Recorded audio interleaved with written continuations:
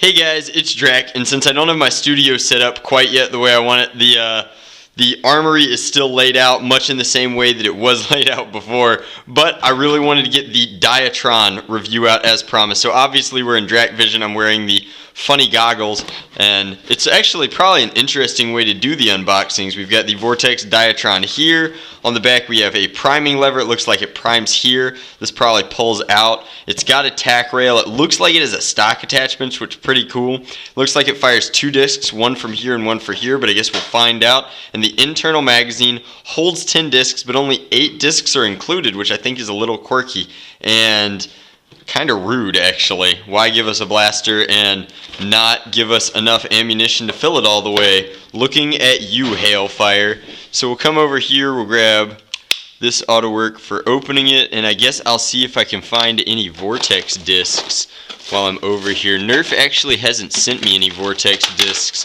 but I have some spares just sort of floating around, so I guess we'll use these green Vortex discs.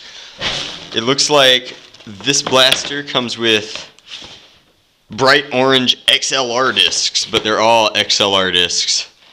So we'll go in and we'll open up the box. We'll kind of see what we get. So we start off with the discs and the Diatron. The discs are cool. This stuff is not, so we'll carve it out. Still need to unpack my knife. This would be a lot easier.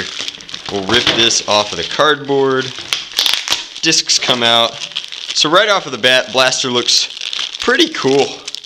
Although it looks like this lower part down here is solid, which I find very strange and it's stuck in the bag. Alright, so going in. Alright, so this is a cool blaster.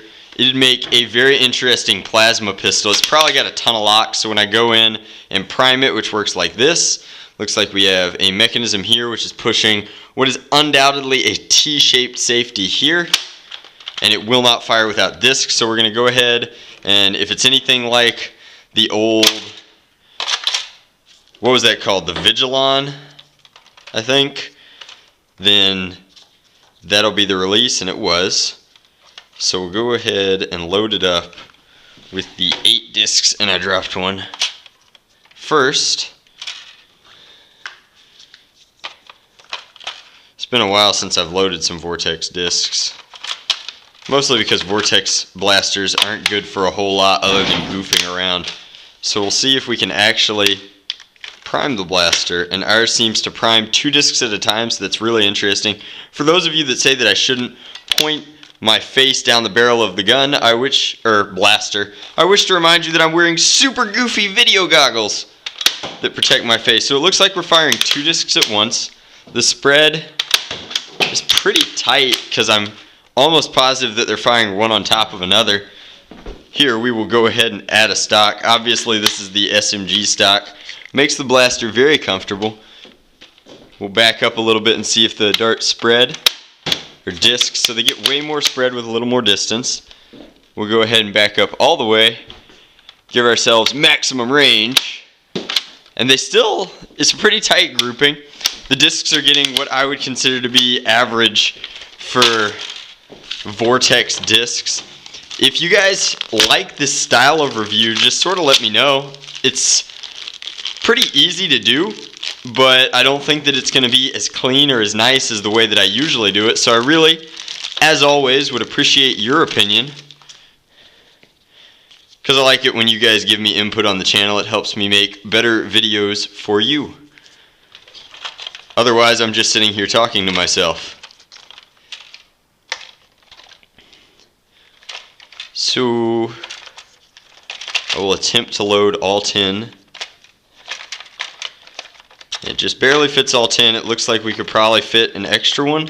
And then we're going to do something kind of fun just to make sure that it'll work that way. So we'll back up.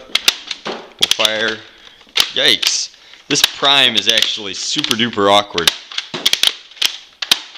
Alright, so this is what I'm curious about. I'm curious if we can single fire it if we're trying to conserve our ammunition. So we prime, and there's a lock preventing me from firing. You can see, I'll get into the light here. You can see that there's a lock, there's the white there, and then the white up top, and it looks like with only one disc in, the lock behind it that should be up top is not capable of engaging. So we'll see if we can fix it by putting another disc in. And that definitely chambered it, and we'll fire. We'll aim for my light fixture. And we missed entirely because the discs curved down. It's really sad that they both come out of the top, which gives it that really tight grouping, because I was hoping that it would be one out here and one out here, and that they'd fire in different ways so that you'd get a little bit of a spread and spin. But that is the Vortex Diatron. I think that it's pretty cool. Obviously it doesn't have this stock, so this is what it looks like most of the time. Diatron, this is probably our jam release. What's that doing? It's pushing out this lever here to push the darts or the discs forward.